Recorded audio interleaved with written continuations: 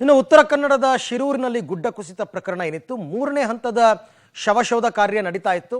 ಆದರೆ ಇನ್ನೂ 2 ಶವ ಸಿಕ್ಕಿಲ್ಲ. ಅಷ್ಟರಲ್ಲೇ ಈಗ ಅದನ್ನು ಸ್ಥಗಿತಗೊಳಿಸಿದ್ದಾರೆ. ಯಾಕೆ ಏನು ಅಂತ ನೋಡೋಣ ಬನ್ನಿ. ಶಿರೂರು ಭೂಕುಸಿತ ಕಾರ್ಯಾಚರಣೆ ಸ್ಥಗಿತ. ಭೂಕುಸಿತಕ್ಕೆ 11 ಮಂದಿ ಸಾವು, ಲಾರಿ ಟ್ಯಾಂಕರ್ ನಾಪತ್ತೆ. ನಾಪತ್ತೆಯಾಗಿದ್ದ 3ರಲ್ಲಿ 2 ಶವ ಪತ್ತೆ. ಕಾರ್ಯಾಚರಣೆಗೆ ಜಿಲ್ಲಾಡಳಿತ ನೀಡಿದ್ದ ಅವಧಿ ಮುಕ್ತಾಯ. ಜುಲೈ 16ರಂದು ಅಂಕೋಲಾ ತಾಲೂಕಿನ ಶಿರೂರಿನಲ್ಲಿ ಭೂಕುಸಿತವಾಗಿ 11 ಜನ ಮೃತಪಟ್ಟಿದ್ರು. ಧರೆ ಕುಸಿದು ಲಾರಿಗಳು, ಟ್ಯಾಂಕರ್ ಹಾಗೂ ರಸ್ತೆಯ ಪಕ್ಕದಲ್ಲಿದ್ದ ಹೋಟೆಲ್ ಸಮೇತ ಮಣ್ಣಿನಡಿ ಸಿಲುಕಿ ಗಂಗಾವಳಿ ನದಿ ಭಾಗದಲ್ಲಿ ಮುಚ್ಚಿ ಹೋಗಿತ್ತು.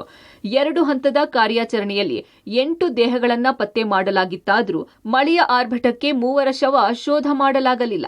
ನಂತರ 13 ದಿನದ ಕಾರ್ಯಾಚರಣೆ ನಡೆಸಿ ಕೇರಳ ಮೂಲದ ಅರ್ಜುನ್ ದೇಹ, 2 ಲಾರಿಗಳ ಹಾಗೂ ಹೋಟೆಲ್ಗೆ ಸಂಬಂಧಿಸಿದ ಅವಶೇಷ, ವಿದ್ಯುತ್ ಕಂಬಗಳನ್ನು ಹೊರತೆಗೆಯಲಾಯಿತು. ಆದರೆ ಇದೀಗ ಜಿಲ್ಲಾಡಳಿತ ನೀಡಿದ ನಿಗದಿತ ಸಮಯ ಮುಗಿದಿದ್ರಿಂದ ಡ್ರಜ್ಜಿಂಗ್ ಬಾರ್ಜ್ನಿಂದ ಶೋಧ ಕಾರ್ಯ ಸ್ಥಗಿತ ಮಾಡಲಾಗಿದೆ. ಜಸ್ಟ್ ಇವರಿಗೆ ಡ್ರೆಡ್ಜಿಂಗ್ ಮಾಡ್ತಾ ಇರೋರಿಗೆ ಮಾತಾಡಿದ್ದೀವಿ. ಅಲ್ಲಿ ಲೋ ಟೈಡ್ ಇರೋದ್ರಿಂದ ನೀರು ಇದು ಕಡಿಮೆ ಆಗ್ತಾ ಇರೋದ್ರಿಂದ ಅಲ್ಲಿ ನಿಂತ್ಕೊಳ್ಳಿಕ್ಕೆ ಆಗಲ್ಲ ಅಂತ ಅವರು ಮೂವ್ ಮಾಡಿದ್ದಾರೆ. ಸೊ ಸದ್ಯಕ್ಕೆ ಸೈಡಲ್ಲಿ ಏನು ರೋಡ್ ಸೈಡಲ್ಲಿ ಎಲ್ಲಿ ಅಂಗಡಿ ಇತ್ತು ಅಲ್ಲಿ JCB ಇಟ್ಕೊಂಡು ಸ್ವಲ್ಪ ಎಕ್ಸ್ಕವೇಷನ್ ಮಾಡ್ತಾ ಇದ್ದೀವಿ. ಅಲ್ಲಿ ಏನಾದರೂ ನಮಗೆ ಮಿಸ್ಸಿಂಗ್ ಪರ್ಸನ್ ಏನಾದರೂ ಭಾಗ ಅಥವಾ ಮೂಲೆ ಸಿಗ್ಬೋದಾ ಅಂತ ನೋಡ್ತಾ ಇದ್ದೀವಿ. ಸೊ ಅಲ್ಲಿ ಸಕ್ಸಸ್ಫುಲ್ ಆಗುತ್ತಾ ನೋಡೋಣ.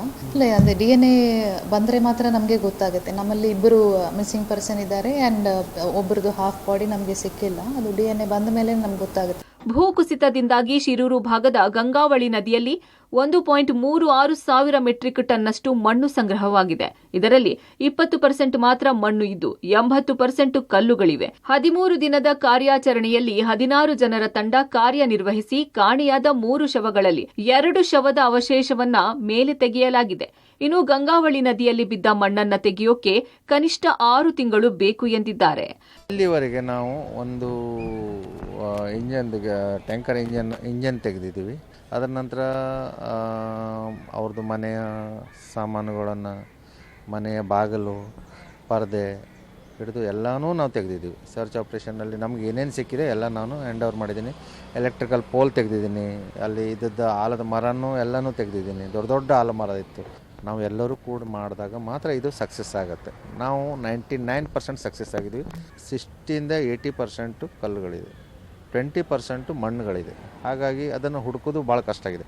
ಅಂಥ ಇದರಲ್ಲೂ ಸಿಚುವೇಷನ್ನಲ್ಲೂ ನಾವು 2 ಸ್ಕೆಲೆಟಿನನ್ನು ನಾವು ತೆಗೆದಿದ್ದೀವಿ. ಒಂದು ಕೈದು, ಒಂದು ರಿಬ್ಬಿನ್. ಇದನ್ನು 2 ತೆಗೆದು ನಾವು ಜಿಲ್ಲಾಡಳಿತಕ್ಕೆ ವಹಿಸ್ಕೊಂಡು ಕೊಟ್ಟಿದ್ದೀವಿ.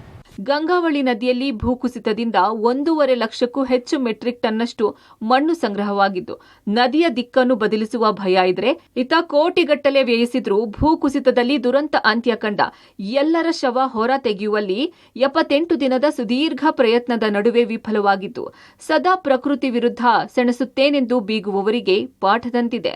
Naveen Sagar, public TV, Karwar.